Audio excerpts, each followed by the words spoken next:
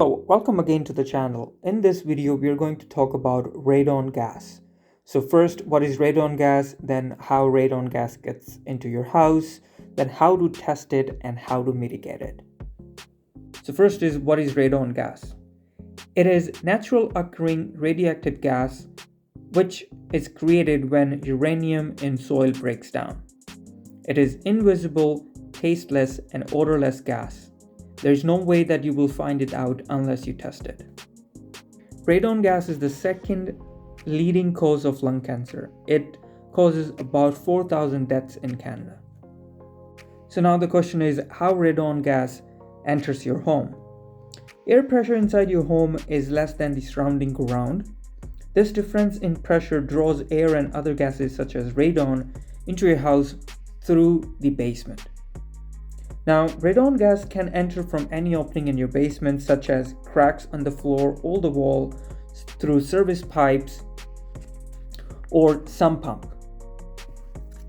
So now we'll talk about radon level in Canada. Uranium is a common element found everywhere in Earth, around Canada soil. So radon can be found in almost all homes in Canada, but the concentration varies. So now if you see in the map, you can see that the maroon or the red areas are houses with more than 10% chances that there will be high radon level. So you can see those maroon colors, and then in the orange, it's between 1 to 10%, and then the other lighter color is less than 1%. So I will put a link to this website. It's with Health Info Base Canada, so you can scroll through the map, and then depending on your area, you can check what's the percentage in that particular area. As mentioned that radon can enter in your house from the openings in your basement, there are also other factors. So it depends what kind of soil is your house built in. So for example, sand allows more radon gas to flow than the clay. And then also your construction type of your house. So your house, when was it built? It was built in 80s, 90s, or recently built, because in recent codes in about last 10 years, there are a lot of changes in the house that mitigates the radon gas coming into your house. So now it depends what and when your house, what year and when was your house built. Then it also depends on foundation conditions. So the old houses gets more foundation or the floor cracks than the newer homes, then that also contributes to the added radon amount. Then it also depends on the lifestyle of the homeowner. So it depends how you're ventilating your house. So if you're ventilating your house more often, you're ventilating your house basement, or there is an automatic ventilation system in your house, then it reduces the amount of radon gas in your house and brings the fresh air into your house, so that reduces the overall radon amount. Then it also depends on the weather. If the weather is summer, cold, or what's your elevation, how the wind is, and all those things. So now we'll talk about testing radon gas. So first of all, radon gas is measured in becquerel meter cube. So this is a radioactive rating. So in this one, as per the government of Canada, the average risk level of radon causing lung cancer is about 200 becquerel, which is BQ per meter cube. But this range of risk can vary between international recommendations and then Canadian recommendations. So as per WHO, the risk level is at 100 BQ. So it's 100 BQ per meter cube. So it's good to know your rating after you test it. So now we'll talk about the methods of testing it. So now to test it, there are two different ways. So first I will categorize it in professional testing and self-testing. So in professionals, you can hire a professional company to come and do testing. They will have multiple systems to test it, and then they will take a look in your basement and then take the reading and then update you on that one. Now in the self testing, so there are devices that you can buy online, and then you have to use them in certain way. I'll explain that in few minutes. So in that one, you have to keep those devices in your basement or on your radon roughened pipe that's usually left in modern houses in the basement. So you have to leave it for a certain period of time, and then you can send it to lab for it to be tested, and then they will send you the report about what's your rating in the basement. So now first we'll talk about the long-term alpha track detector.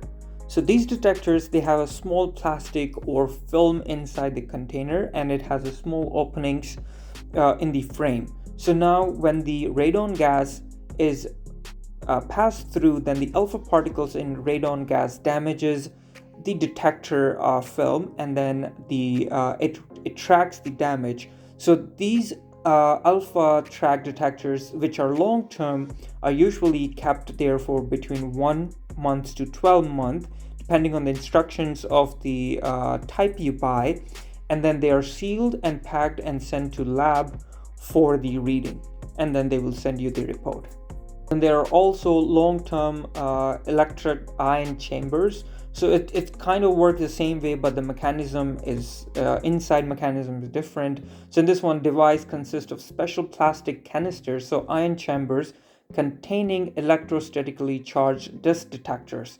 So when the radon gas passes through, then the ionization happen in the system. So it also has to be kept between 1 to 12 months, and then once the time period is done, then you can pack and send it to the lab. Then they can take the reading depending on how much ionization happened in the unit.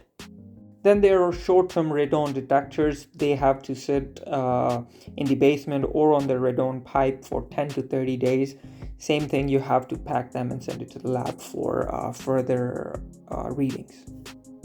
Also, I will recommend to go with the long-term radon gas testing kit, because the short-term doesn't give you the result as good as the long-term, because radon levels changes depending on the weather, then the wind, and then different conditions in the environment. So the long-term, which is usually between 91 to 1 year test time, it gives you more precise test, so that it will take the lower reading, it will take the higher reading, and then give you the average at the end of 91 days or 1 year, depending on the recommendation for the kit that you're buying. So it will be more precise in the result. Then once you do the long-term testing, then I will also recommend you to have a radon monitor in your basement. So for example, if your test came fine, and then they are way lower, like about 100 BQ, 120 BQ, then you're in the safe zone. But still, it's always good to keep an eye on the rating. So instead of doing the testing every time, you can have a monitor in your basement, and then it will give you the updates every time. So now there is one product that is Air Things. It's available on Amazon. They have multiple products. What it does is you can keep it in the basement, and then you can download an app. It will send you the updates for every day, or I'm not sure if you can change the range, like if it should be daily, weekly, or so, but it will update you when it goes down or higher, so you will get the average radon rating. So I'll put the link below in the description. To let you know, this video is not sponsored by AirThings. It's just the product I heard about a lot, and then the reviews are amazing. So it's just a recommendation for you to use. You can also find different brands. I'm not sure, I haven't explored the options, but I know AirThings does a great job. Then depending on the results you get from your testing kits, if the rating is closer to 200 BQ or higher, I would recommend you contact a certified radon professional. So they will likely perform one or more diagnostic tests to determine the best reduction system for your house. So it's highly recommended that it's done by professionals. If you do it by yourself, then again, there are chances that you may miss some things. But now, at the same time, if the rating is good enough, For example, it's 100, 120, 130 BQ and you're in a safe zone, but still I will recommend you to do some mitigation methods. So in that, I would say if there is a crack in your basement that's visible, seal it with a concrete sealer. Then if you can see any exposed holes by your sump pump or by the framing that's going into your footing or the foundation, it's always recommended to seal them. Plus, seal if there's any opening on your sump pump. So these all methods will reduce and mitigate the amount of radon coming into your house. So now in this video, I will be putting multiple links in the description related to radon. It will be Canada government websites that you can get more information on, or I will put links so that you can order the long-term, short-term, or air-thing products so that you can test yourself. Hope your rating comes very low and then you're in a safe zone. And then please do these steps to mitigate the radon gas coming to your house. Thanks for watching. Hope I gave you good information regarding radon. And please like the video and consider subscribing to the channel. Thank you.